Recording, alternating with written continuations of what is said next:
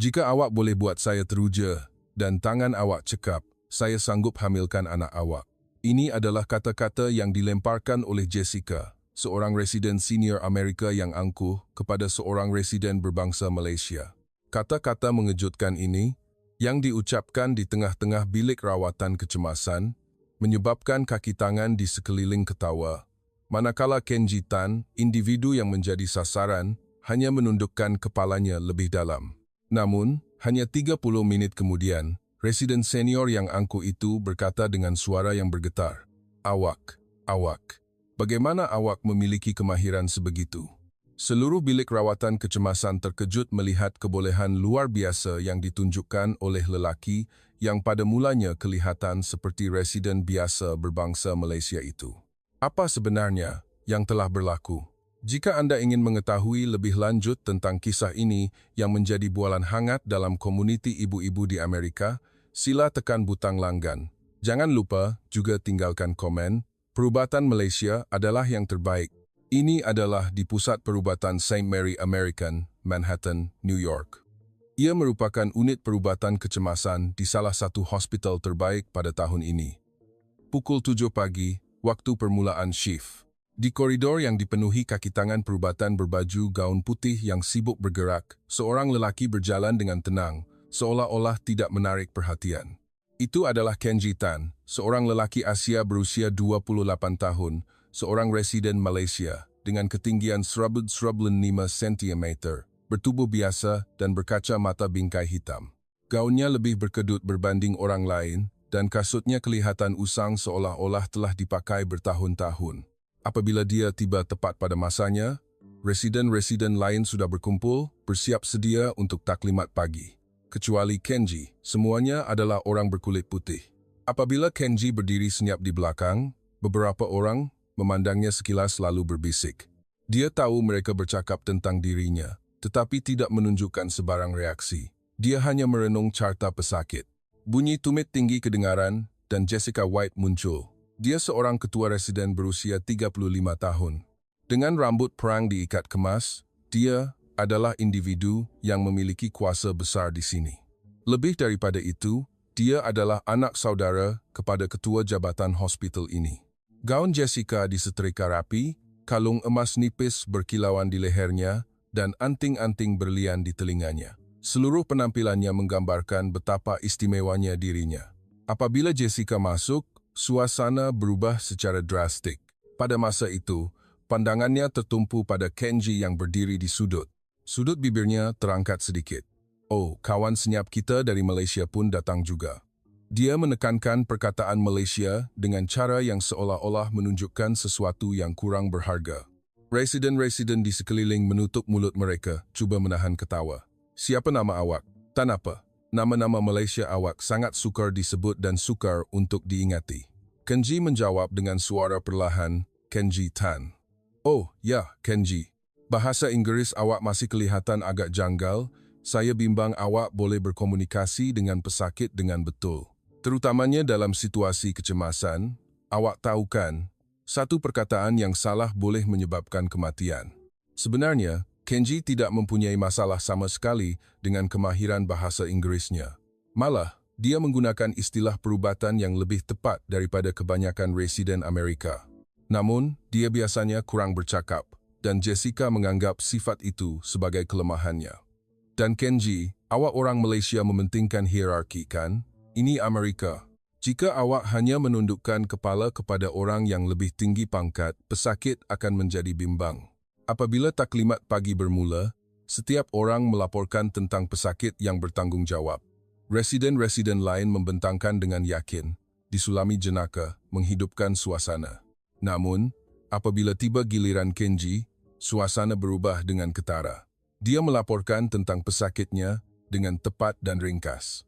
Dari diagnosis hingga proses rawatan, semuanya sempurna tanpa sebarang kecuaian. Namun, Jessica tetap mencari kesalahan. Pemahaman awak tentang keadaan pesakit nampaknya agak baik, tetapi awak masih belum dapat menyesuaikan diri sepenuhnya dengan sistem perubatan Amerika, nampaknya. Sistem di Malaysia dan di sini agak berbeza, kan? Banyak perkara di sana masih ketinggalan, bukan? Ini adalah penghinaan yang jelas. Namun, Kenji hanya menjawab, "Ya, saya akan berusaha lebih keras." Perkara seperti ini berulang setiap hari. Semasa waktu makan tengah hari, Kenji makan bekalnya sendirian di sudut, tetapi Jessica menganggap ini pun sebagai masalah.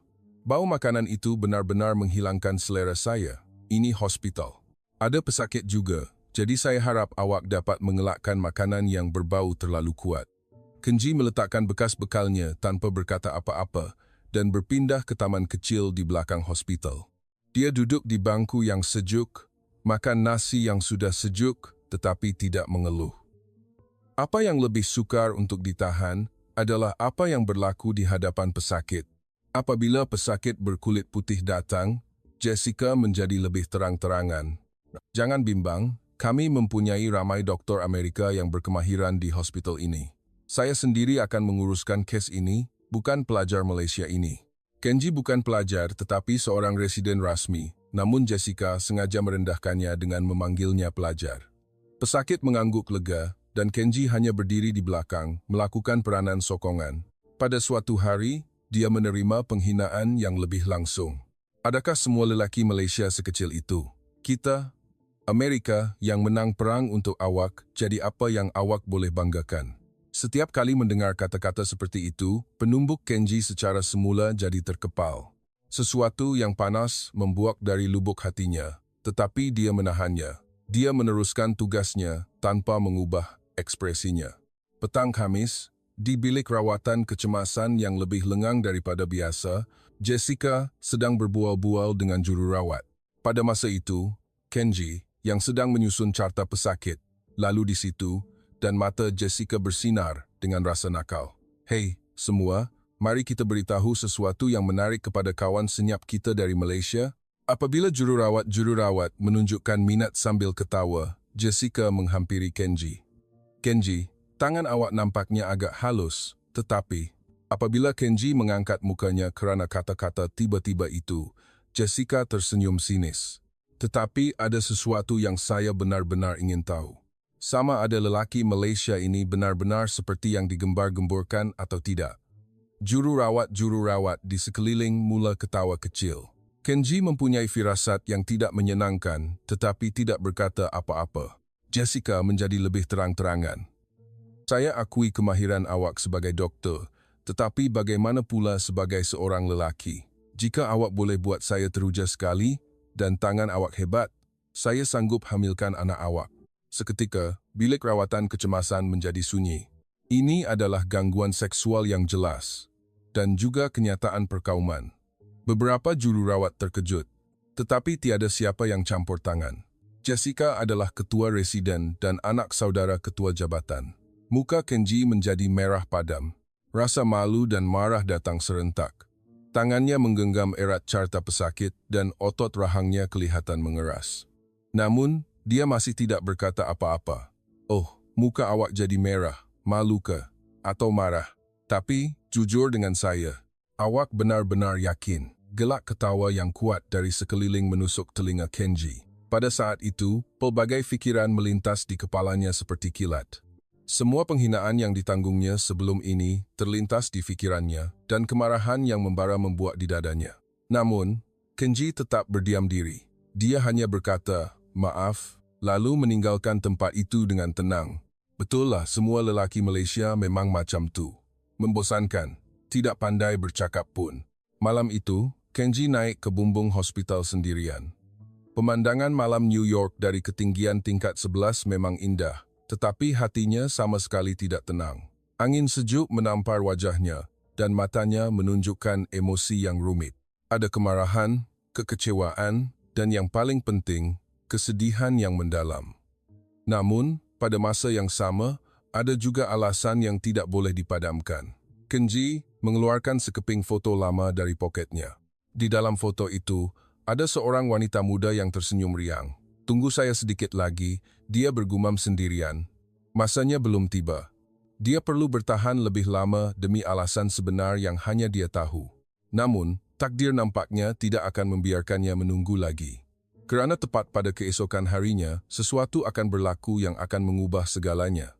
Pukul 11 pagi Jumaat adalah waktu di mana takdir Kenji berubah tetapi dia masih tidak menyedari fakta itu. Seperti biasa, dia melakukan tugas pagi dengan tenang, menyusun carta pesakit. Bilik rawatan kecemasan, pada hari ini, kelihatan sibuk sejak awal pagi. 2 pesakit kemalangan jalan raya yang tiba sejak subuh. Seorang lelaki berusia 60-an yang dibawa masuk kerana serangan jantung, dan juga seorang gelandangan yang tidak sedarkan diri kerana keracunan alkohol, semuanya datang serentak. Jururawat berlari tergesa-gesa, dan residen-residen juga sibuk dengan pesakit masing-masing. Kenji sedang melihat perkembangan Puan Suzuki, seorang pesakit sakit perut yang ditanggungnya sejak malam tadi. Wanita berusia 70 Chan, berketurunan Jepun Amerika, telah datang ke bilik rawatan kecemasan mengadu sakit perut yang teruk sejak beberapa hari yang lalu. Residen lain telah melakukan pemeriksaan awal tetapi tidak menemui sebarang kelainan dan sedang dalam pemerhatian. Apabila nenek itu melihat Kenji, dia tersenyum gembira. Oh, seorang dokter muda dari Malaysia. Apabila melihat wajah orang senegara, hati saya berasa tenang. Kenji tersenyum kecil sambil memeriksa keadaan nenek itu dengan teliti. Apabila dia meraba perutnya sekali lagi, dia merasakan sesuatu yang pelik. Terdapat perubahan halus yang terlepas pandang oleh residen lain. Dia melihat semula keputusan ujian darah dengan lebih terperinci. Kiraan sel darah putih meningkat secara beransur-ansur. Pada mulanya ia dalam julat normal, tetapi kini ia berada di ambang. Pandangan Kenji menjadi serius. Dia mula bertanya soalan lanjut kepada nenek itu. Nenek, sejak bila nenek sakit? Cuba ingat dengan tepat. Entahlah, perut saya tidak selesa sejak kira-kira 3 hari yang lalu dan sejak semalam, ia sangat sakit sehingga saya tidak dapat menahannya. Kenji mengangguk sambil meraba perutnya sekali lagi. Kali ini, dia melakukannya dengan lebih teliti, tidak melepaskan sebarang perubahan ekspresi nenek itu, dan apabila dia menekan bahagian bawah kanan perut, dia tidak melepaskan reaksi nenek itu yang sedikit mengkerutkan wajah. Pelbagai kemungkinan melintas di kepala Kenji dengan pantas. Dia memutuskan bahawa ujian tambahan diperlukan. Namun, pada masa itu Jessica muncul. Apa yang awak buat? Kenji berkata dengan berhati-hati, saya sedang memeriksa semula keadaan Puan Suzuki. Ada kemungkinan apendisitis.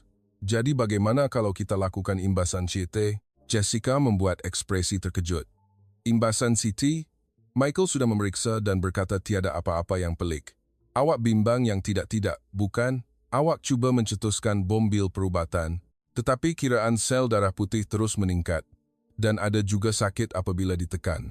Di Malaysia, awak semua melakukan imbasan CT untuk setiap pesakit ke? Ini Amerika. Ada benda yang dinamakan nisbah kos faedah, kan? Bagaimana jika syarikat insurans menimbulkan masalah kerana saya mengarahkan ujian yang tidak perlu? Jururawat di sekeliling mengangguk mendengar kata-kata Jessica. Mereka juga berpendapat Kenji bertindak sedikit terlalu sensitif. Kenji tidak dapat berkata apa-apa lagi. Dia masih residen tahun pertama, dan Jessica adalah ketua. Berikan nenek itu lebih banyak ubat penahan sakit dan kita akan pantau perkembangannya. Jika ada aduan kerana ujian mahal yang tidak perlu, awak yang akan bertanggungjawab. Kenji terpaksa mengangguk. Namun, jauh di sudut hatinya, rasa bimbang terus menghantuinya. Naluri perubatannya memberi amaran bahawa dia terlepas pandang sesuatu. Kira-kira pukul 2 petang, Kenji terus memeriksa Puan Suzuki. Nenek itu, yang telah diberi ubat penahan sakit seperti yang diarahkan oleh Jessica, kelihatan kurang sakit sedikit, tetapi Kenji masih merasakan ada sesuatu yang tidak kena. Nenek, bagaimana perasaan nenek? Masih sakit sedikit, tetapi lebih baik daripada tadi. Kenji meraba perutnya sekali lagi. Walaupun sakit berkurangan kerana ubat penahan sakit, kekejangan perut masih ada. Dan suhu badan nenek itu kelihatan sedikit meningkat. Pada masa itu, Michael lalu dan mengejek Kenji. Masih terperuk dengan nenek itu, Jessica kata suruh pantau saja. Janganlah keterlaluan sangat. Kenji hanya mengangguk tanpa berkata apa-apa. Namun, dalam hatinya, kebimbangan berterusan. Dia teringat kes serupa yang pernah dilihatnya di Malaysia. Apendisitis pada pesakit warga emas boleh mempunyai gejala yang tidak jelas dan jika tidak dikendalikan dengan baik, ia boleh menyebabkan peritonitis. Pukul 4 petang, Kenji sedang menjaga pesakit lain. Tiba-tiba, kekecohan berlaku di satu sudut bilik rawatan kecemasan. Seorang jururawat menjerit dengan suara cemas, keadaan pesakit ini tidak stabil. Kenji berlari menghampiri dan mendapati ia adalah Puan Suzuki. Nenek itu kelihatan pucat lesi dan berpeluh. Tekanan darahnya menurun dan denyutan nadinya cepat. "Nenek, nenek!" Tetapi nenek itu tidak sadarkan diri. Jantung Kenji berdegup kencang. Situasi terburuk yang dijangka telah berlaku. Jessica berlari datang. Apa yang berlaku?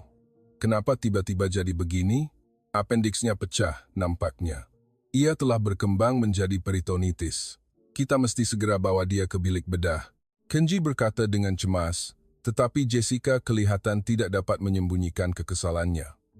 Dia tidak mempunyai banyak pengalaman dalam mendiagnosis apendisitis dengan betul, terutamanya dalam kes pesakit warga emas. Tak mungkin. Mula-mula, mari kita lakukan ujian darah sekali lagi. Tiada masa, kita mesti segera lakukan imbasan CT dan bersedia untuk pembedahan. Suara Kenji penuh dengan desakan. Namun, Jessica masih teragak-agak. Dia tidak mahu mengakui fakta bahawa pesakit itu berada dalam bahaya kerana kesilapan diagnosisnya. "Awak sekarang mengarahkan saya? Awak fikir awak siapa untuk mengarah saya?" Pada saat itu, keadaan nenek itu bertambah buruk. Tekanan darahnya menurun dengan cepat dan denyutan nadinya mula lemah. Kenji tidak dapat menunggu lagi. Dia menolak Jessica tanpa sedar, lalu berlari ke arah nenek itu. Dan dia mula memberi arahan kepada jururawat. "Mulakan infusi salin dengan pantas dan sediakan ubat tekanan darah.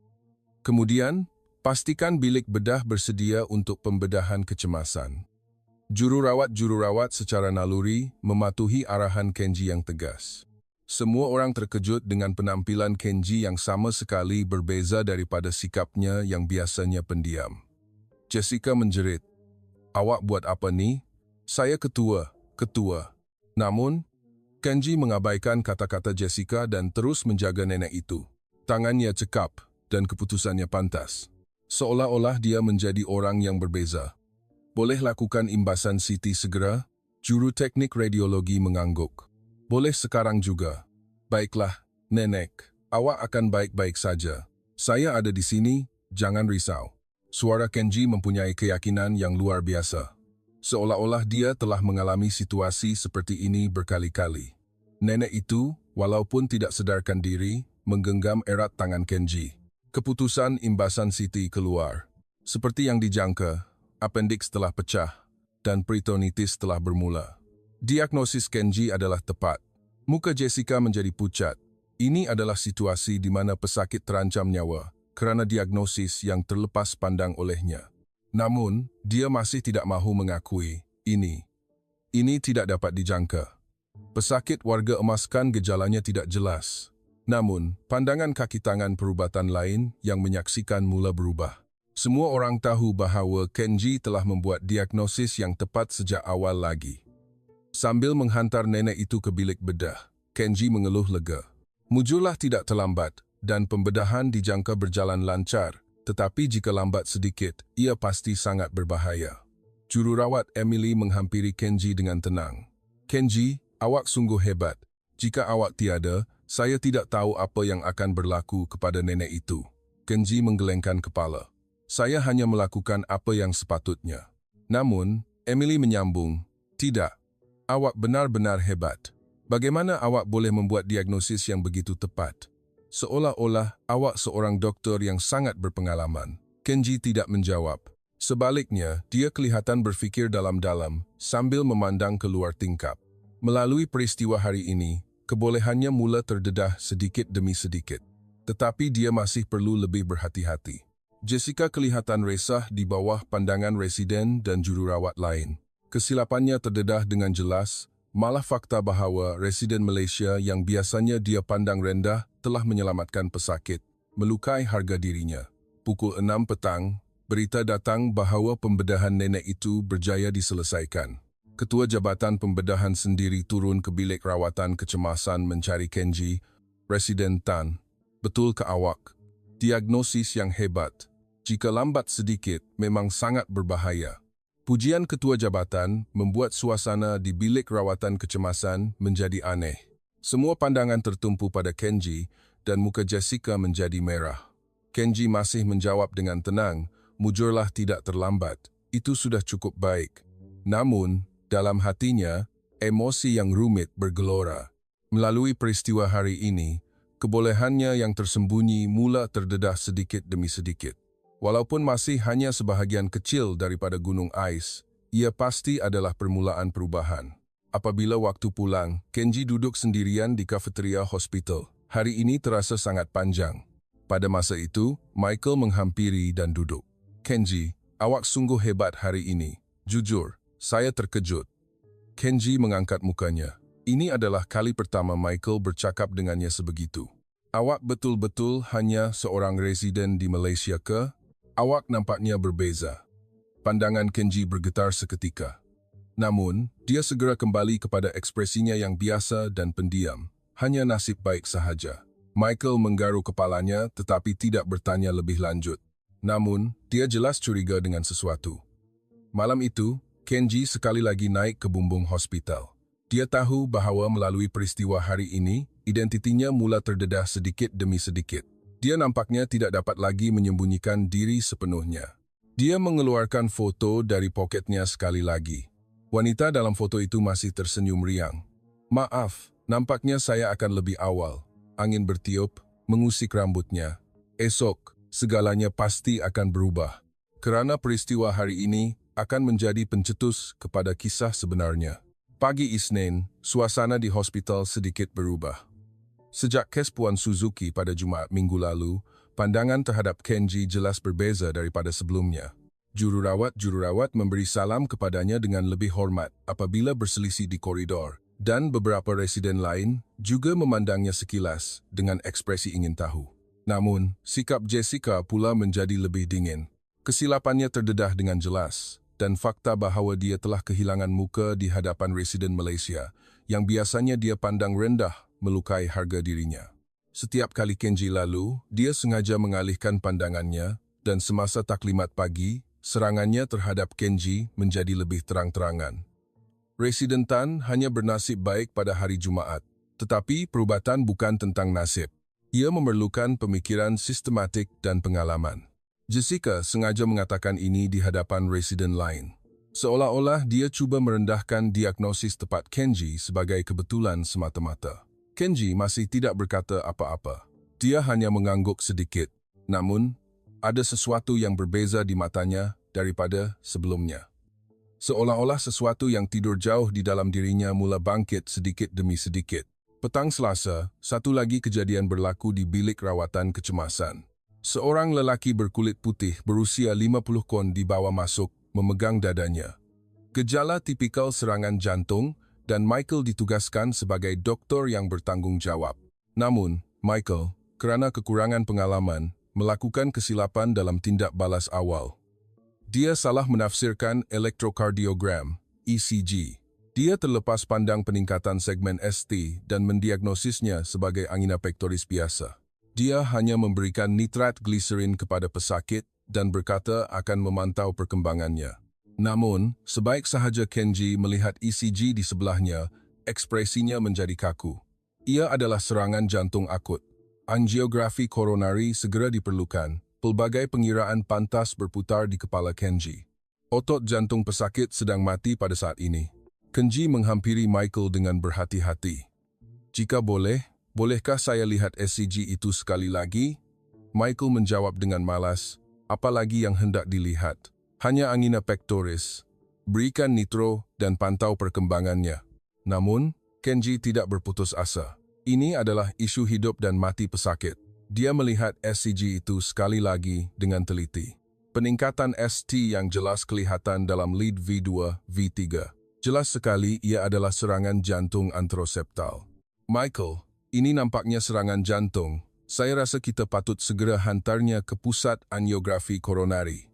Michael bertindak balas dengan marah. "Hei, awak fikir awak siapa untuk mengarah saya tentang diagnosis? Saya juga tahu cara membaca ECG." Pada saat itu, keadaan pesakit bertambah buruk secara mendadak. Dia tiba-tiba tidak sedarkan diri dan rebah. Nampaknya fibrilasi ventricle telah bermula. Semuanya berlaku dalam sekelip mata. Kenji bertindak secara naluri. Dia segera berlari ke arah pesakit dan memulakan resusitasi kardiopulmonari, CPR. Tangannya tepat dan kedalaman serta kelajuan mampatan adalah sempurna. Seolah-olah dia telah melakukannya beribu kali. Sediakan defibrillator dan epinefrin 1 mg. Kenji mengarahkan jururawat. Suaranya penuh dengan keyakinan dan autoriti. Jururawat secara otomatik mengikut arahannya. Selepas defibrilasi, irama jantung pesakit kembali normal. Kenji segera menghubungi pusat angiografi koronari. Dia mengarahkan persediaan untuk angiografi koronari kecemasan. Seluruh proses berjalan lancar seperti air. Kaki tangan perubatan yang menyaksikan tidak pernah menyangka Kenji yang pendiam itu akan mengendalikan situasi kecemasan dengan begitu mahir. Terutamanya kemahiran CPR-nya adalah pada tahap pakar. Jessica muncul lewat dan memahami situasi itu. Apa yang berlaku? Michael menjawab dengan panik. Pesakit tiba-tiba rebah dan Kenji melakukan pertolongan cemas. Muka Jessica berkerut. Sekali lagi Kenji telah campur tangan pada saat genting dan menyelamatkan pesakit. Dan ia adalah untuk membetulkan kesilapan Michael. Selepas pesakit dipindahkan ke pusat angiografi koronari, suasana di bilik rawatan kecemasan menjadi aneh. Semua orang melihat Kenji dengan pandangan baru. Kebolehan yang ditunjukkan oleh residen tahun pertama yang biasa ini tidak dapat difahami oleh akal biasa. Jururawat Emily berkata kepada Kenji dengan tenang, "Kenji, awak sungguh hebat. Awak boleh melakukan CPR dengan begitu sempurna. Seolah-olah awak seorang pakar." Kenji masih menjawab dengan tenang, "Saya hanya belajar bersungguh-sungguh di sekolah." Namun, Emily menggelengkan kepala. "Tidak, itu bukan begitu. Ketangkasan tangan awak, daya penilaian awak, semuanya seperti dokter berpengalaman. Awak benar-benar hanya seorang residen di Malaysia ke?" Sebelum Kenji dapat menjawab, Jessica mencelah, "Emily, jangan terlalu memuji. Dia hanya melakukan prosedur seperti yang diajar dalam buku teks, bukanlah sesuatu yang besar." Namun, pandangan orang di sekeliling pasti telah berubah. Ini adalah kali kedua. Ia adalah tindak balas yang terlalu tepat dan mahir untuk disebut sebagai kebetulan. Pada hari Rabu, sesuatu yang lebih mengejutkan berlaku. Seorang wanita hamil berusia 30 krom dibawa masuk ke bilik rawatan kecemasan. Dia berada di minggu ke-36 kehamilan dan pendarahan tiba-tiba bermula. Ia adalah situasi di mana langkah-langkah sementara perlu diambil di bilik rawatan kecemasan sehingga dokter obstetrik dan ginekologi tiba. Jessica ditugaskan, tetapi dia kurang pengalaman dalam situasi kecemasan obstetrik. Dia tidak dapat membuat diagnosis yang tepat walaupun melihat keadaan pesakit. Dia tidak dapat menentukan sama ada ia adalah kelahiran pramatang, placenta previa, atau sebab lain. Kenji memerhatikan pesakit di sebelahnya. Sebaik sahaja dia melihat perut pesakit, pandangannya menjadi tajam.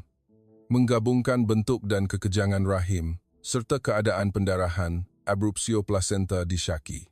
Ini adalah situasi yang sangat berbahaya. Abrupsio placenta adalah situasi kecemasan yang mengancam nyawa ibu dan janin. Pembedahan keisarean kecemasan mungkin diperlukan segera. Namun, Jessica masih teragak-agak. Kenji menghampiri dengan berhati-hati. "Adakah awak mempertimbangkan kemungkinan abrupsio placenta?" Jessica bertindak balas dengan tajam. "Saya pakar jika..." Jangan sesuka hati sebut nama diagnosis. Namun, pada masa itu, keadaan pesakit bertambah buruk. Jumlah pendarahan meningkat dengan cepat dan tekanan darah menurun. Kadar denyutan jantung janin juga menjadi tidak stabil. Ia adalah situasi kecemasan yang sebenar. Kenji tidak dapat menahan diri lagi. Ini adalah isu hidup dan mati pesakit. Dia menolak Jessica ke tepi dan menghampiri pesakit secara langsung. "Jururawat, segera panggil residen Gi dan minta mereka bersedia untuk pembedahan keisarian kecemasan di bilik bedah. Dan juga, sila sediakan transfusi darah." Arahan Kenji adalah tepat dan pantas. Jururawat mula bergerak mengikut arahannya. Jessica cuba membantah, tetapi situasi itu terlalu mendesak. Kenji mengambil semua langkah yang diperlukan untuk menstabilkan pesakit. Dari bekalan cecair, pentadbiran oksigen, hingga pemantauan berterusan, semuanya sempurna. seolah-olah dilakukan oleh seorang pakar OG. 10 minit kemudian, Residen OG tiba. Setelah memahami situasi itu, dia segera mengarahkan pemindahan pesakit ke bilik bedah. Dia memuji diagnosis dan rawatan awal Kenji yang sempurna. Siapa yang melakukan tindak balas awal? Sungguh hebat. Jika lambat sedikit, memang sangat berbahaya. Semua pandangan tertumpu pada Kenji. Ini adalah kali ketiga. Ia bukan lagi kebetulan. Ini adalah kemahiran yang jelas melebihi tahap yang boleh ditunjukkan oleh residen tahun pertama biasa. Muka Jessica menjadi pucat. Situasi di mana Kenji membetulkan kesilapannya berulang kali. Dia tidak dapat lagi menganggap ini sebagai kebetulan atau nasib. Pada waktu makan tengah hari Kamis, desas-desus mengenai Kenji mula tersebar di kalangan residen. Ada sesuatu yang tidak kena dengan dia. Kebolehannya terlalu hebat. Adakah dia benar-benar hanya seorang residen di Malaysia? Michael menghampiri Kenji secara langsung dan bertanya, "Kenji, jujur dengan saya, awak benar-benar hanya seorang residen di Malaysia ke? Awak nampaknya sangat berpengalaman." Kenji teragak-agak seketika. Nampaknya semakin sukar untuk menyembunyikannya sepenuhnya. Tetapi masanya belum tiba untuk mendedahkan segalanya. "Saya hanya mendapat sedikit lebih banyak pengalaman di Malaysia."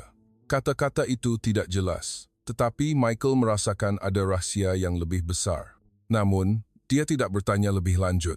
Malam itu, Jessica melawat pejabat Dr. Thompson, ketua jabatan. Dia merasakan dia tidak boleh membiarkan Kenji begitu sahaja. Dia merasakan kedudukannya terancam. "Pak Cik, ada sesuatu yang tidak kena dengan residen Malaysia bernama Kenji Tan ini. Kebolehannya terlalu hebat sehingga mencurigakan." Dr. Thompson menunjukkan minat mencurigakan. Baru-baru ini, dia telah mengendalikan kes-kes sukar dengan sempurna secara berturut-turut. Ini bukan tahap yang boleh dilakukan oleh residen tahun pertama. Adakah dia mungkin menipu tentang pengalamannya? Dr. Thompson berfikir seketika. Sebenarnya, dia juga telah mendengar desas-desus baik mengenai Kenji baru-baru ini. Dia telah mendengar pujian dari ketua jabatan pembedahan, dan reputasinya baik di kalangan jururawat. Namun, apa yang Jessica katakan, ada benarnya juga. "Baiklah, saya akan menyiasatnya." Jessica tersenyum puas.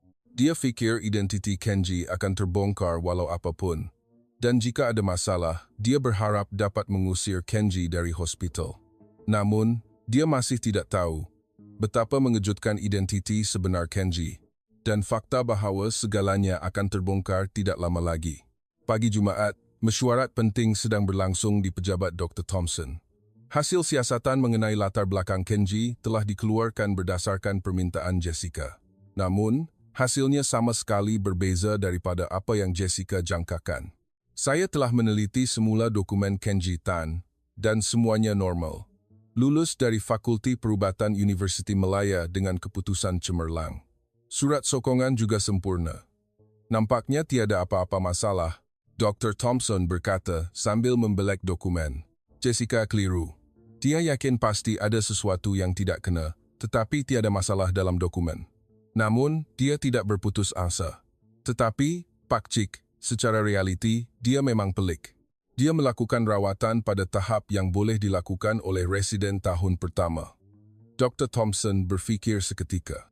Sebenarnya, dia juga telah mendengar desas-desus mengenai Kenji baru-baru ini.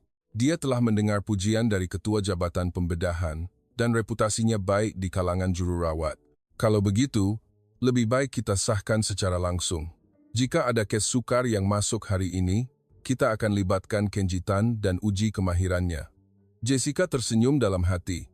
Dia fikir akhirnya tiba peluang untuk mendedahkan identiti Kenji. Dia yakin bahawa di hadapan kes sukar, walau bagaimanapun dia cuba menyembunyikan kemahirannya, sifat sebenarnya akan terbongkar. Pukul 2 petang, situasi mengejutkan berlaku di bilik rawatan kecemasan. 6 pesakit cedera parah dibawa masuk serentak akibat kemalangan jalan raya besar. Kemalangan bertindih melibatkan sebuah truk dan 3 kereta penumpang, dan semua pesakit berada dalam keadaan kritikal. Bilik rawatan kecemasan serta-merta menjadi huru-hara. Kaki tangan perubatan membahagikan pesakit dan memulakan pertolongan cemas. Jessica sengaja menugaskan pesakit yang paling kritikal kepada Kenji.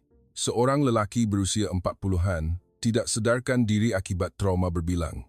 Pesakit mengalami kecederaan kepala, dada, dan perut.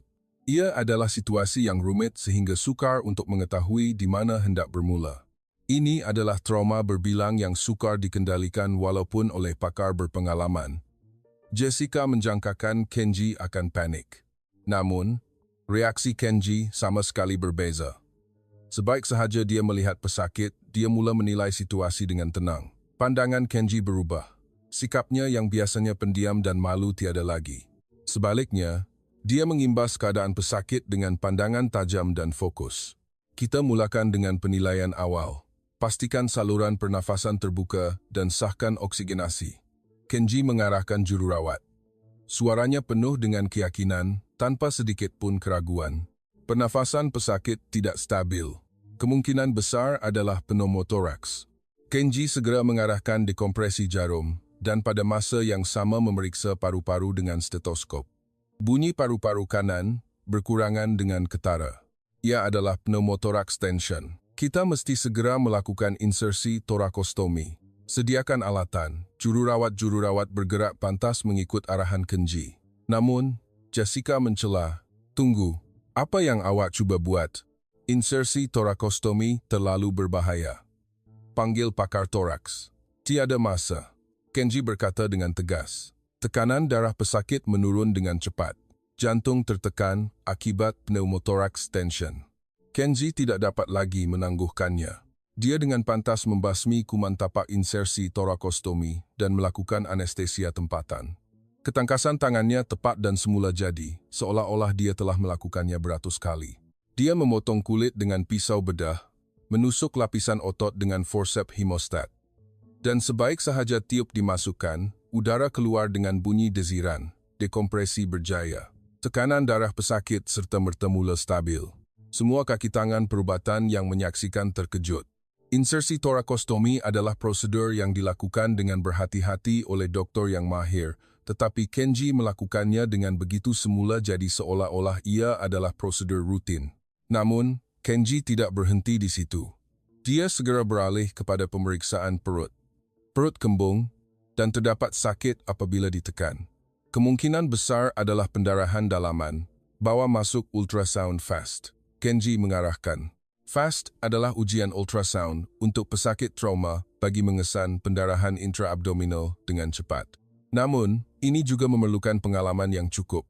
Kenji mengendalikan probe ultrasound dengan mahir. Dia mengimbas bahagian atas kanan perut, bahagian atas kiri perut, dan pelvis secara berturut-turut. Cecair bebas kelihatan di rongga abdomen. Ini adalah pendarahan dalaman yang pasti. Pendarahan intraabdominal telah disahkan. Sediakan untuk pembedahan kecemasan. Diagnosis Kenji adalah tepat dan rawatannya pantas. Pada masa yang sama, dia mengarahkan persediaan untuk transfusi darah.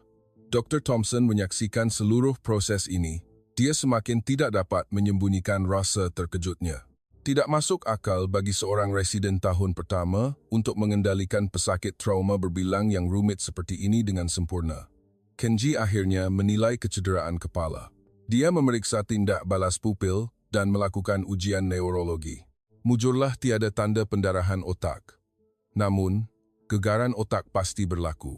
Setelah semua penilaian dan rawatan selesai, pesakit dipindahkan ke bilik bedah dalam keadaan stabil. Terima kasih kepada penilaian pantas dan tepat Kenji, nyawa pesakit dapat diselamatkan. Apabila bilik rawatan kecemasan menjadi sunyi, semua pandangan tertumpu pada Kenji. Mereka tidak dapat mempercayai apa yang baru sahaja berlaku. Residen Malaysia, yang biasanya pendiam itu, telah melakukan rawatan trauma tahap pakar dengan sempurna. Dr. Thompson menghampiri Kenji. "Residen Tan, sungguh hebat. Tetapi bagaimana awak boleh melakukan insersi torakostomi dengan begitu mahir?" Kenji teragak-agak seketika.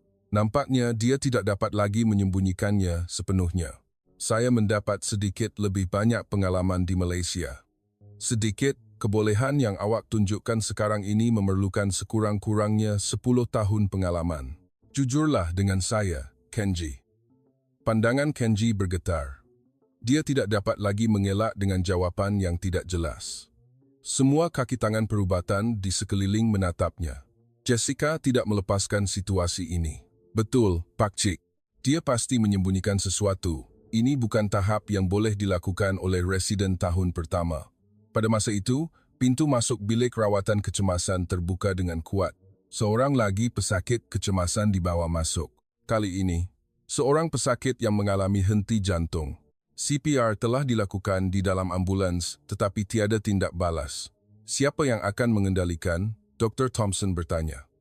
Semua pandangan tertuju pada Kenji. Mereka secara semula jadi mengharapkannya kerana kebolehan yang baru ditunjukkannya.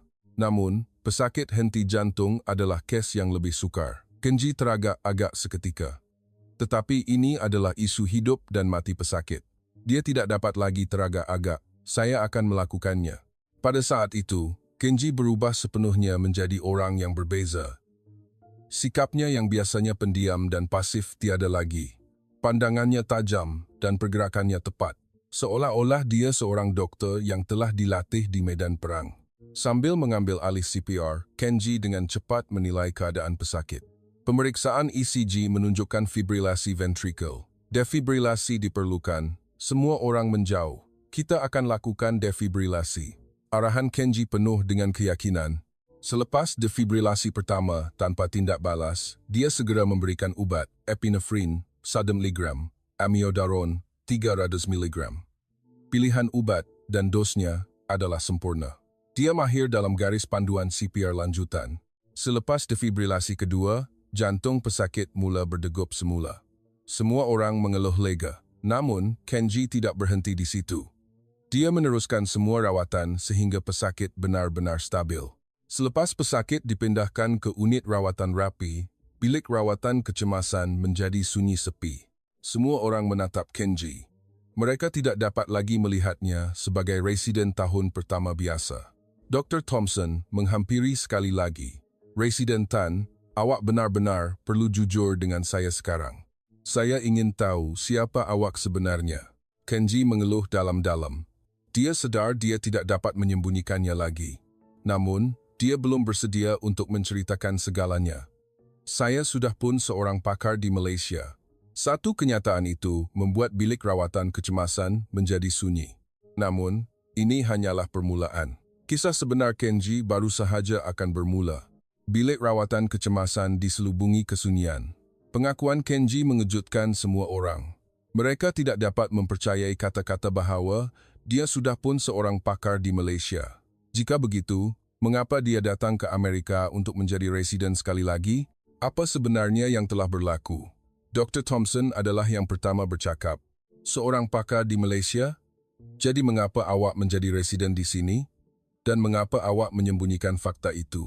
Kenji menundukkan kepalanya. Dia tahu dia tidak dapat melarikan diri lagi. Namun, ia adalah kenangan yang terlalu menyakitkan untuk diceritakan semuanya. Ada hal pribadi. Jessica menyoal dengan tajam. Hal pribadi? Apa maksud awak? Awak datang sebagai residen dengan menyembunyikan kelayakan pakar awak, kan? Ini adalah penipuan yang jelas. Kaki tangan perubatan di sekeliling juga mula berbisik. Apa yang dikatakan Jessica ada benarnya. Masalah jelas boleh timbul jika seseorang menyembunyikan pengalaman pakar dan masuk sebagai residen. Namun, Dr. Thompson berfikir secara berbeza. Dia telah menyaksikan sendiri kemahiran yang ditunjukkan oleh Kenji. Terdapat terlalu banyak bahagian yang tidak dapat dijelaskan hanya dengan mengatakan dia seorang pakar di Malaysia. Tunggu, Jessica. Fikirkan tentang kebolehan yang residen Tan tunjukkan sebentar tadi. Insersi thoracostomy, ultrasound fast, CPR lanjutan, ini bukan sekadar tahap pakar. Ini adalah kemahiran yang hanya boleh dicapai dengan pengalaman yang luas. Semua orang mengangguk mendengar kata-kata Dr. Thompson. Memang, apa yang ditunjukkan oleh Kenji jauh melebihi tahap pakar biasa. Terutamanya kemahiran yang ditunjukkan dalam rawatan pesakit trauma adalah sesuatu yang hanya boleh dikuasai oleh mereka yang telah bekerja di pusat trauma selama bertahun-tahun. Residen Tan, saya benar-benar mahu awak jujur. Saya ingin tahu apa kerja yang awak lakukan di Malaysia. Kenji mengeluarkan sekeping foto lama dari poketnya. Sebaik sahaja dia melihat wanita yang tersenyum riang dalam foto itu, matanya berair. Nampaknya sudah tiba masanya untuk menceritakan segalanya. Saya adalah seorang pakar perubatan kecemasan di Malaysia. Namun, bukan itu sahaja. Suara Kenji bergetar. Tidak mudah untuk menceritakan kebenaran yang telah lama disembunyikan. Saya berkhidmat dengan Doctors Without Borders selama 5 tahun. Saya bekerja di zon konflik di Afrika, Timur Tengah, dan Asia. Kali ini, ia benar-benar mengejutkan. Doctors Without Borders adalah sebuah organisasi kaki tangan perubatan yang beroperasi di kawasan paling berbahaya di dunia. Berkhidmat di sana selama 5 tahun, bermakna dia telah melalui pengalaman yang tidak dapat dibayangkan. Dr. Thompson bertanya dengan terkejut. 5 tahun dengan Doctors Without Borders, jadi awak terlibat dalam aktiviti perubatan di zon perang? Kenji mengangguk. Syria, Afghanistan, saya melakukan pembedahan di tempat peluru berdesing dan menyelamatkan pesakit di tempat bom meletup. Ada hari-hari di mana saya melakukan 30 pembedahan sehari. Suasana di bilik rawatan kecemasan berubah sepenuhnya. Rahsia kebolehan Kenji yang luar biasa telah terbongkar. Jika ia adalah kemahiran yang diasah selama 5 tahun di zon perang, maka segala yang dia tunjukkan hari ini dapat dijelaskan. Jessica juga terdiam. Latar belakang Doctors Without Borders adalah salah satu penghormatan tertinggi dalam dunia perubatan. Dia tidak boleh sewenang-wenangnya mengkritik orang seperti itu. Tetapi mengapa awak menyembunyikan pengalaman sebegitu dan menjadi residen di sini? Jururawat Emily bertanya dengan berhati-hati. Ekspresi Kenji menjadi gelap. Itu adalah soalan mengenai bahagian yang paling menyakitkan. Dia melihat semula foto di tangannya. Dia adalah tunang saya. Suara Kenji menjadi lebih perlahan. Dia juga seorang dokter. Kami bertemu di Doctors Without Borders. Kami bekerja bersama di Syria, tetapi... Suaranya terhenti. Ia adalah kenangan yang terlalu menyakitkan. Hospital itu dibom. Saya berada di luar, tetapi dia berada di dalam bilik bedah. Saya tidak dapat menyelamatkannya. Bilik rawatan kecemasan menjadi sunyi. Semua orang dapat merasakan kesakitan Kenji. Penderitaannya kerana kehilangan orang yang dicintai terasa begitu mendalam. Sejak kejadian itu, saya tidak dapat lagi melakukan kerja doktor.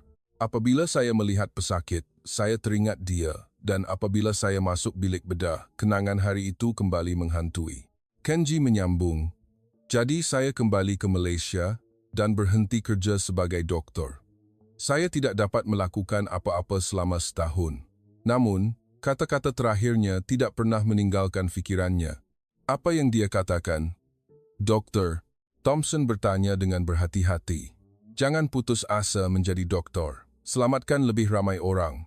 Jadi saya memutuskan untuk bermula semula. Tetapi saya bukan lagi diri saya yang dulu. Saya datang ke Amerika dengan perasaan ingin belajar semuanya dari awal.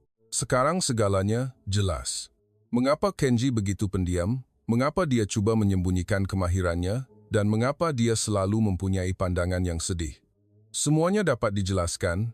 Emily menyeka air matanya dan berkata, jadi sebab itu awak selalu senyap. Maaf, kami tidak tahu. Namun, Jessica masih sukar untuk menerimanya. Dia sedar betapa kejamnya dia selama ini. Terutamanya kenyataan gangguan seksual yang lalu adalah sesuatu yang tidak boleh dimaafkan. Dr. Thompson berkata, Resident Tan, tidak, Dr. Tan, awak sungguh luar biasa.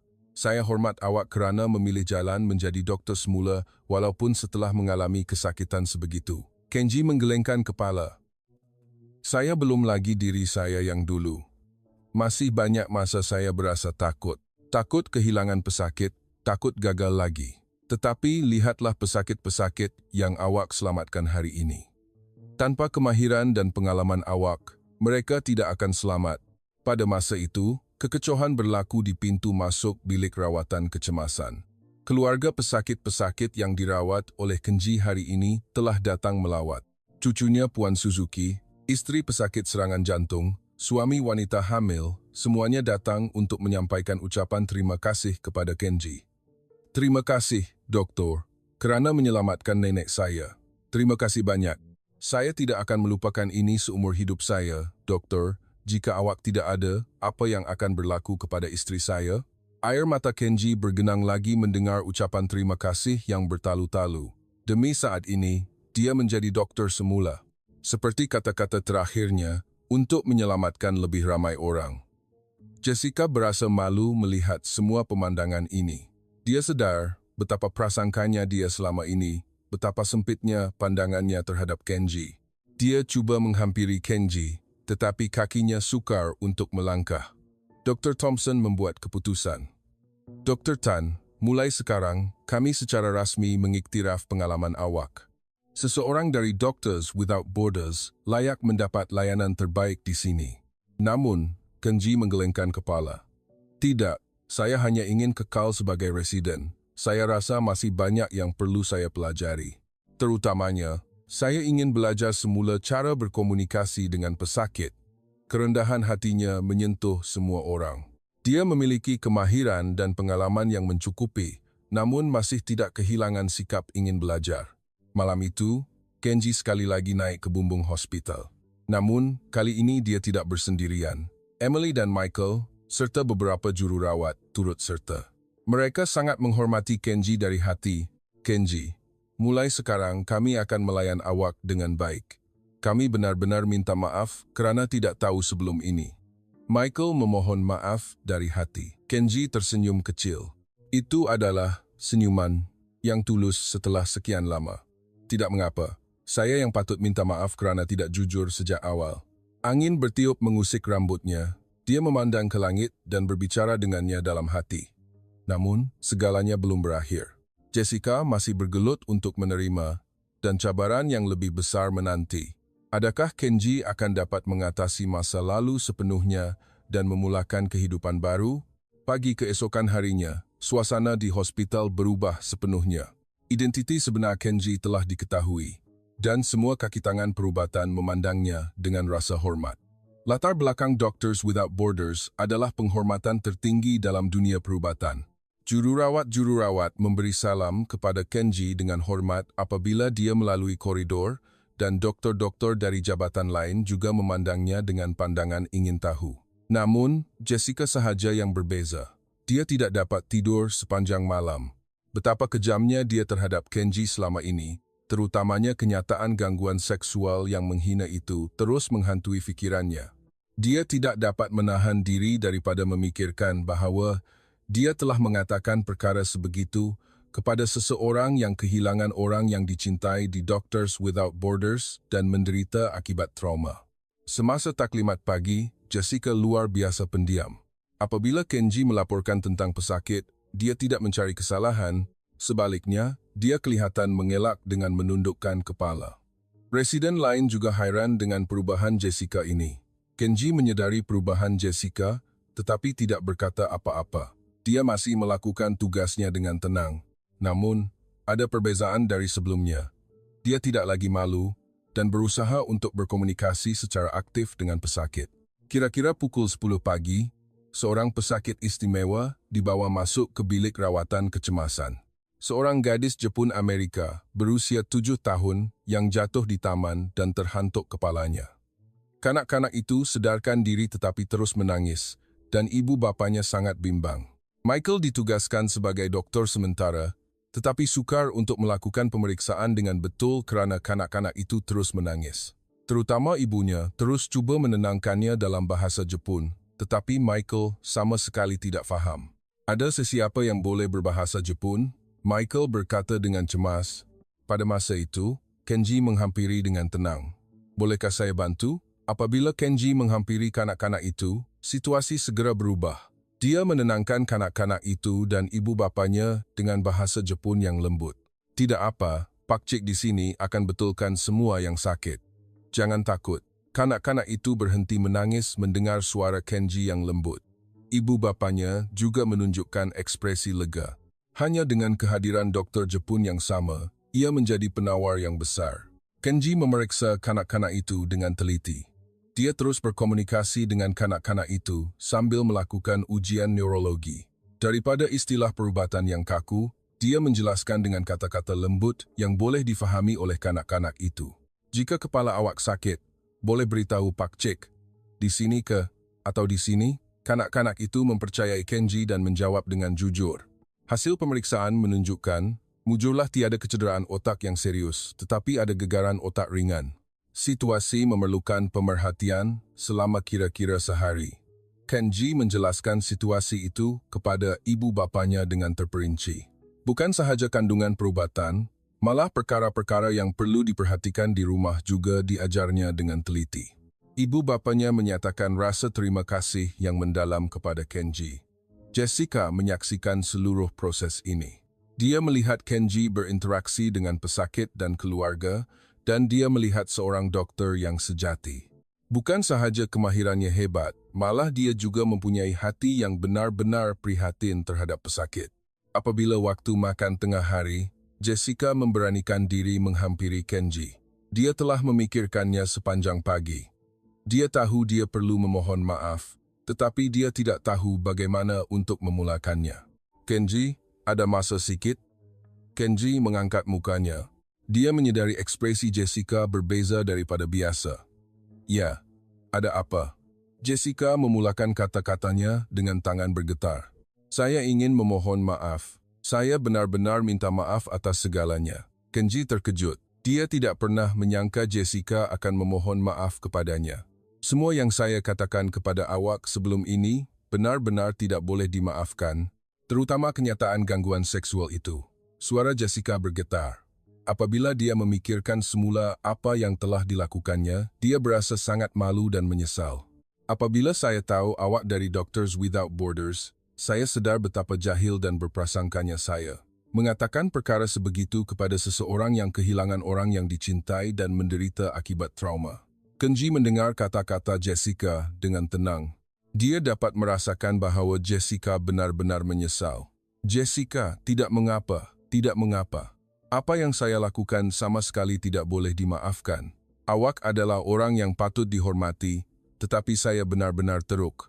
Air mata bergenang di mata Jessica. Dia tidak pernah berasa begitu malu sepanjang hidupnya.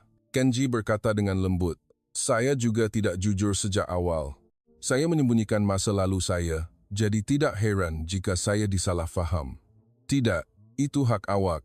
Normal untuk seseorang ingin menyembunyikan masa lalu yang menyakitkan, tetapi saya. Jessica tidak dapat meneruskan kata-katanya. Dia sekali lagi sedar betapa kejamnya tindakannya. Kenji berfikir seketika. Lalu dia berkata kepada Jessica, Jessica, sejujurnya, pada mulanya saya benar-benar berasa sakit. Kata-kata awak sangat menyakitkan. Muka Jessica menjadi lebih pucat. Tetapi mungkin itu juga adalah proses yang diperlukan untuk saya. Ia membantu saya menjadi lebih kuat semula. Jessica berasa lebih menyesal kerana kemurahan hati Kenji. Dia sedar betapa teruknya dia telah melayan orang yang sebaik ini. Kenji, saya benar-benar minta maaf. Mulai sekarang, saya janji akan berubah. Kenji tersenyum kecil. Terima kasih. Niat itu sudah cukup. Pada saat itu, satu lagi situasi kecemasan berlaku di bilik rawatan kecemasan. Kemalangan runtuhan di tapak pembinaan dan pesakit cedera parah dibawa masuk. Situasi berbahaya di mana kecederaan tulang belakang disyaki. Kali ini Jessica yang bertindak dahulu. Saya akan mengendalikan. Kenji, awak tolong saya. Kenji mengangguk. Mereka berdua mula merawat pesakit bersama. Jessica menerima nasihat Kenji dengan rendah hati, dan Kenji berkongsi pengalamannya tanpa ragu-ragu. Apabila keadaan pesakit stabil, Jessica mengucapkan terima kasih yang tulus kepada Kenji. Jika awak tiada, memang sangat sukar. Terima kasih. Kaki tangan perubatan lain yang menyaksikan seluruh proses ini juga terharu. Mereka melihat Jessica dan Kenji menjadi rakan sekerja yang sejati. Apabila petang, Jessica melawat Kenji secara berasingan. Dia ingin menceritakan apa yang telah dipikirkannya sepanjang hari. Kenji, saya benar-benar ingin berubah. Saya ingin menjadi dokter sejati seperti awak. Kenji mengerutkan dahi. Sejujurnya, sebelum ini saya bergantung pada latar belakang saya daripada kemahiran. Fakta bahawa pakcik saya adalah ketua jabatan. Saya hanya mempercayai itu dan bertindak sombong. Tetapi melihat awak, saya sedar apa itu kemahiran sejati. Pengakuan Jessica adalah ikhlas. Melalui Kenji, dia menyadari kekurangan dirinya. Saya juga ingin bekerja di tempat seperti Doctors Without Borders. Saya ingin membantu pesakit yang benar-benar memerlukan. Apa yang patut saya lakukan? Kenji terkejut. Dia tidak pernah menyangka Jessica akan begitu serius ingin berubah. Ia akan menjadi sangat sukar. Berbahaya juga, dan awak perlu meninggalkan segalanya. Tidak mengapa, saya juga ingin melakukan kerja yang bermakna. Saya ingin membantu orang yang sebenar. Seperti awak, Kenji merasakan keikhlasan Jessica. Dia tahu bahawa Jessica benar-benar ingin berubah. Kalau begitu, mari kita bersedia bersama. Saya akan bantu awak. Muka Jessica bersinar. Terima kasih banyak. Malam itu, mereka berdua tinggal bersama sehingga lewat malam. Kenji menceritakan pengalamannya di Doctors Without Borders secara terperinci kepada Jessica, dan Jessica mendengar dan belajar dengan serius. Kenji, terima kasih banyak. Kerana awak, saya sedar doktor jenis apa yang patut saya jadi. Kenji juga gembira. Jessica yang dahulu musuhnya, kini menjadi rakan sekerja sejati. Dan yang paling penting, dia bangga kerana dapat membantu orang lain. Namun, segalanya belum berakhir. Cabaran yang lebih besar menanti, dan adakah Kenji akan dapat mengatasi trauma masa lalu sepenuhnya? Seminggu berlalu, dan suasana di dalam hospital telah berubah sepenuhnya. Semua kaki tangan perubatan yang melihat Kenji dan Jessica bekerja sama berasa terharu, dan terutama setiap kali kes sukar masuk, gandingan mereka menunjukkan hasil yang luar biasa. Namun, Kenji masih mempunyai bahagian yang belum dapat diatasi sepenuhnya, yaitu masuk ke bilik bedah. Dia dapat melakukan rawatan di bilik rawatan kecemasan dengan sempurna, tetapi masuk ke bilik bedah bersama pesakit masih menjadi ketakutan. Kenangan hari itu, kenangan bilik bedah di mana dia kehilangan orang yang dicintai, masih segar. Petang Selasa, seorang pesakit kecemasan yang serius dibawa masuk. Seorang pesakit trauma abdomen akibat kemalangan motosikal. Dalam keadaan pendarahan teruk dan memerlukan pembedahan kecemasan segera. Kenji telah menyelesaikan rawatan awal dengan sempurna, tetapi pasukan pembedahan mengambil masa untuk bersedia di bilik bedah. Doktor, Tan, bolehkah awak naik ke bilik bedah bersama kami dan bantu? Ketua Jabatan Pembedahan meminta Kenji. Ini adalah hasil pengiktirafan kemahirannya. Namun, muka Kenji serta-merta menjadi pucat. Hanya mendengar perkataan bilik bedah membuat jantungnya berdegup kencang dan tangannya bergetar. Kenangan hari itu berulang seperti kilas balik. Bunyi bom, siling yang runtuh, dan juga rupa kekasihnya yang tidak dapat diselamatkan. Saya perlu menjaga pesakit lain di bilik rawatan kecemasan. Kenji menolak dengan janggal dan Ketua Jabatan Pembedahan berasa hairan. Dia tidak faham mengapa Kenji menolak, sedangkan dengan kemahiran sebegitu, dia pasti akan menjadi bantuan besar di bilik bedah. Jessica menyedari perubahan Kenji. Dia segera merasakan ada trauma yang mendalam dari sikapnya yang berbeza daripada biasa. Saya perlu menjaga pesakit lain. Pesakit itu akhirnya menjalani pembedahan oleh pasukan pembedahan sahaja, dan mujurlah ia berjaya diselesaikan. Namun, Kenji kelihatan murung sepanjang hari. Dia berasa malu dengan fakta bahawa dia masih belum dapat mengatasi masa lalu sepenuhnya. Selepas waktu pulang, Kenji naik ke bumbung hospital sendirian. Di tempat yang sering dilawatinya baru-baru ini, dia mengeluh dalam-dalam sambil memandang langit malam. Masih takut? Pada masa itu, bunyi tapak kaki kedengaran dari belakang. Ia adalah Jessica. Dia mengikutnya kerana bimbang akan keadaan Kenji. Kenji, awak okey? Kenji berpaling. Melihat ekspresi bimbang Jessica, hatinya terasa hangat. Muka awak berbeza sekali apabila perbincangan tentang bilik bedah tadi. Ada apa-apa berlaku. Kenji teragak-agak seketika. Namun, dia fikir Jessica akan memahami kesakitannya. Saya masih takut bilik bedah, kerana disitulah dia meninggal. Jessica duduk di sebelah Kenji dengan tenang. Ceritakan tentang hari itu. Saya rasa ia terlalu menyakitkan untuk awak tanggung sendirian. Mata Kenji bergenang. Dia mula menceritakan kenangan hari itu perlahan-lahan.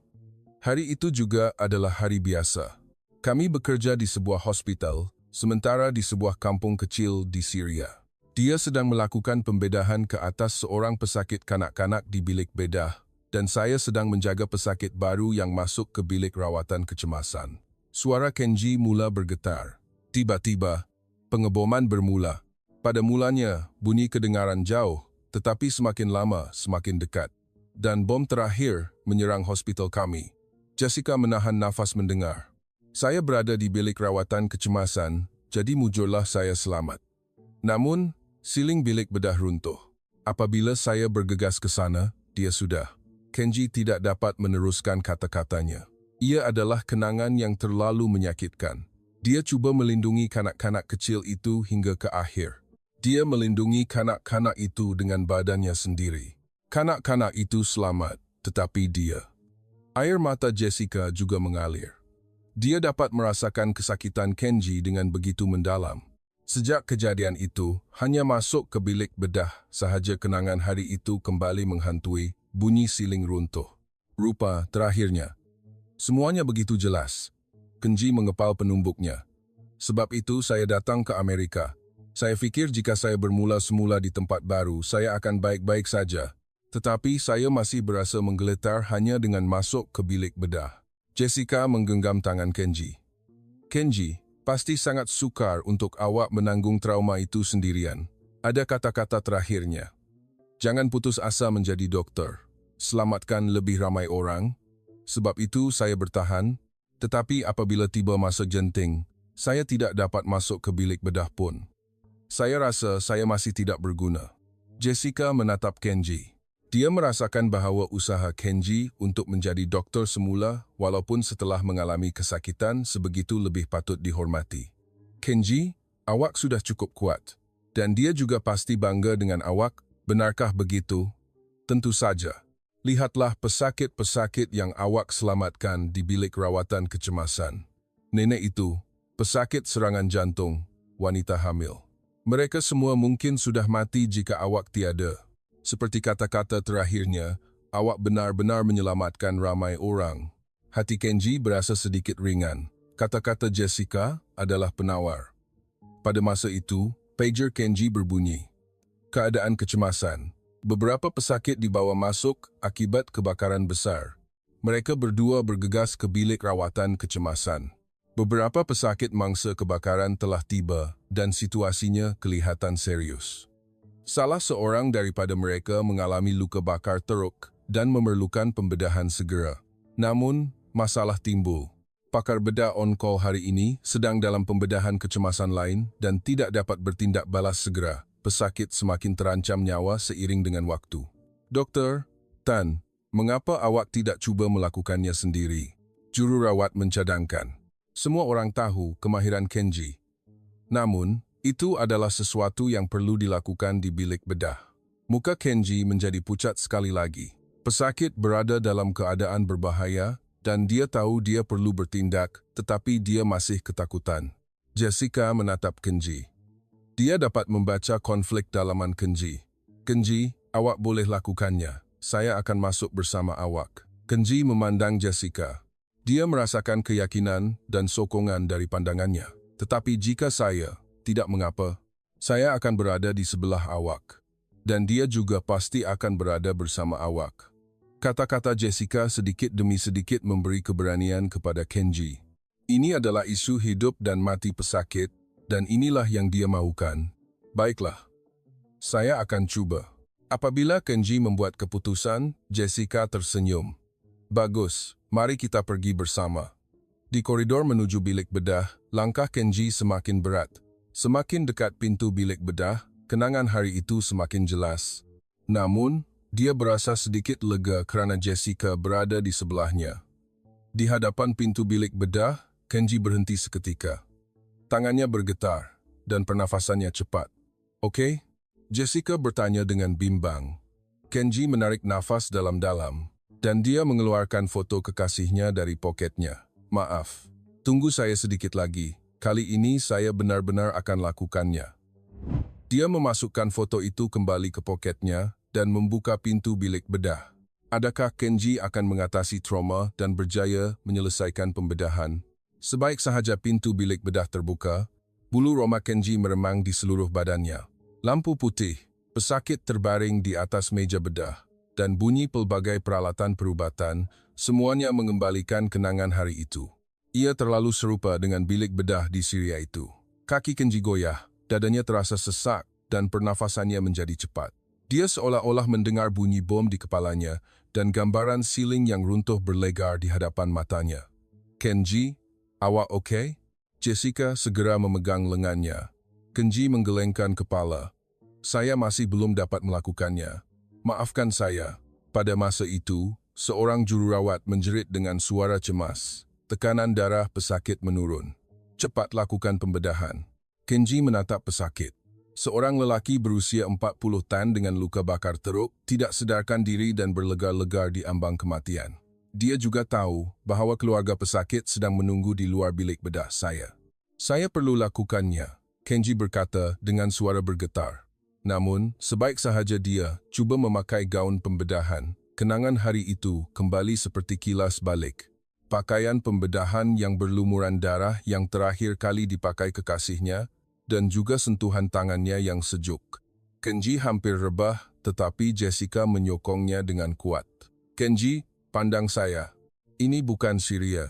Ini tempat yang selamat. Dan saya juga ada di sini. Suara Jessica sedikit demi sedikit menenangkan hati Kenji.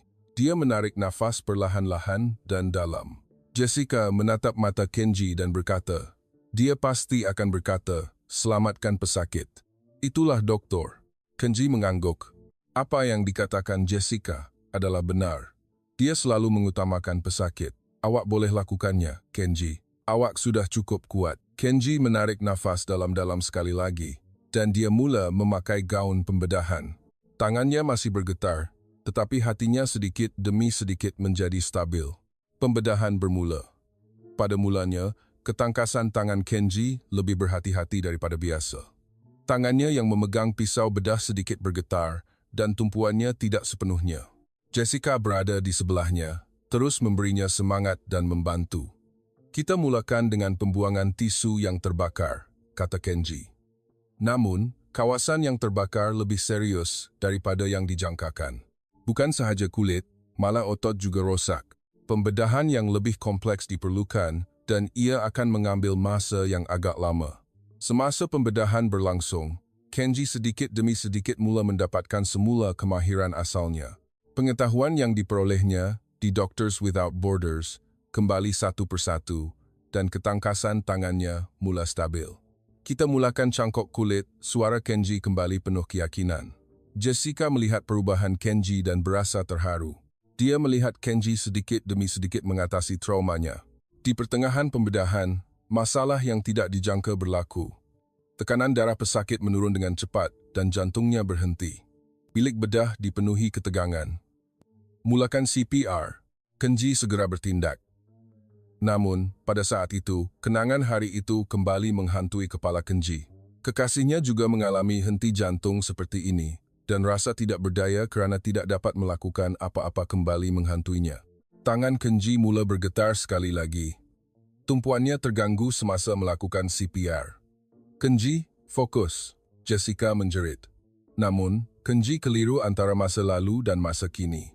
Muka pesakit kelihatan bertindih dengan muka kekasihnya dan lampu bilik bedah terasa seperti kilatan bom. Tidak boleh. Saya tidak boleh kehilangannya lagi, Kenji bergumam. Pada masa itu, Jessica memegang bahu Kenji dan menggoyangnya. Kenji, sedar. Pesakit ini boleh awak selamatkan sekarang. Jeritan Jessica menarik Kenji kembali kepada realiti. Dia sekali lagi sedar di mana dia berada dan apa yang perlu dia lakukan. Kenji kembali fokus pada CPR. Kali ini, dia melakukannya dengan irama yang sempurna tanpa goyah. Pengalaman dan kemahirannya mula bersinar. 3 minit kemudian, jantung pesakit mula berdegup semula. Suasana lega menyelubungi bilik bedah. Tekanan darah stabil. Jururawat menjerit. Kenji berhenti seketika dan menarik nafas dalam-dalam. Dia tidak dapat mempercayai apa yang telah dilakukannya. Dan yang paling penting, dia menyadari bahawa dia tidak lagi dikuasai oleh kenangan hari itu. Kenji yang meneruskan pembedahan telah berubah sepenuhnya. Dia tidak lagi terikat dengan masa lalu, hanya fokus pada pesakit semasa. Ketangkasan tangannya tepat dan keputusannya pantas. Sediakan untuk penutupan, arahan Kenji penuh keyakinan. Jessica juga membantu dengan sempurna, selari dengan pergerakannya. Kerja berpasukan mereka benar-benar sempurna. Apabila pembedahan yang berlangsung selama 4 jam berakhir, Kenji akhirnya merasakan bahawa dia telah mengatasi masa lalu. Bilik bedah tidak lagi menakutkan, dan kenangan kekasihnya kini muncul di hatinya sebagai kenangan indah, bukan lagi kesakitan. Pembedahan selesai, Kenji berkata sambil membuat jahitan terakhir. Keluarga pesakit yang menunggu di luar bilik bedah menangis melihat Kenji. "Doktor, terima kasih banyak kerana menyelamatkan ayah saya." Air mata Kenji juga bergenang. Demi saat ini, dia menjadi doktor semula. Sambil keluar dari bilik bedah, Jessica berkata kepada Kenji, "Awak sungguh hebat. Awak telah berubah sepenuhnya." Kenji mengangguk. "Ya, saya rasa kali ini saya benar-benar dapat mengatasinya." Dia juga pasti akan gembira. Malam itu, Kenji akhirnya naik ke bumbung hospital. Namun, kali ini dia tidak bersendirian. Jessica, Michael, Emily, dan ramai rakan sekerja lain turut serta. "Kenji, tahniah banyak-banyak." Semua orang memberinya semangat. Kenji mengeluarkan foto kekasihnya buat kali terakhir dari poketnya. Wanita dalam foto itu masih tersenyum riang. "Terima kasih kerana awak. Saya dapat bermula semula. Sekarang saya rasa saya dapat menyelamatkan ramai orang." Angin bertiup lembut mengusik foto itu. Seolah-olah dia sedang menjawab. Kenji memeluk foto itu di dadanya dan ketawa bersama rakan-rakan sekerjanya. Sekarang dia mempunyai keluarga baru dan impian baru. 3 bulan kemudian, Kenji dan Jessica bersama-sama menyerahkan permohonan mereka kepada Doctors Without Borders. Jessica telah memutuskan untuk meninggalkan segalanya untuk menjadi doktor sejati seperti Kenji. "Awak benar-benar akan pergi bersama?" Kenji bertanya. "Tentu saja, saya ingin mengamalkan apa yang saya pelajari dari awak." Jessica tersenyum ceria. "Dokter." Thompson pada mulanya cuba menahannya, tetapi akhirnya menghormati keputusan mereka berdua. "Saya sangat bangga. Kerana ada doktor seperti awak, ada harapan." Pada hari terakhir Kenji, semua kaki tangan di bilik rawatan kecemasan menghantarnya pergi. Penampilannya di sini telah menyentuh hati semua orang. "Kembalilah bila-bila masa, Kenji," Emily berkata sambil menyika air matanya. Kenji berpaling sambil meninggalkan hospital. Di sini, dia dilahirkan semula dan memulakan semula sebagai dokter sejati. Dan yang paling penting, dia dapat menunaikan amanat terakhir orang yang dicintai. "Saya akan pergi menyelamatkan lebih ramai orang." Kenji bergumam sendirian sambil memandang ke langit. Cahaya matahari yang menembusi awan seolah-olah senyumannya. 6 bulan kemudian, di sebuah perkampungan kecil di Afrika, Kenji dan Jessica bersama-sama merawat pesakit. Jessica, seperti yang dipelajarinya dari Kenji, benar-benar prihatin terhadap pesakit, dan Kenji tidak lagi terikat dengan masa lalu, setia kepada masa kini. Pada suatu petang, Kenji sedang melihat bintang di luar khemah. Jessica menghampiri dan duduk di sebelahnya. "Tidak menyesal?" Jessica bertanya. Kenji tersenyum.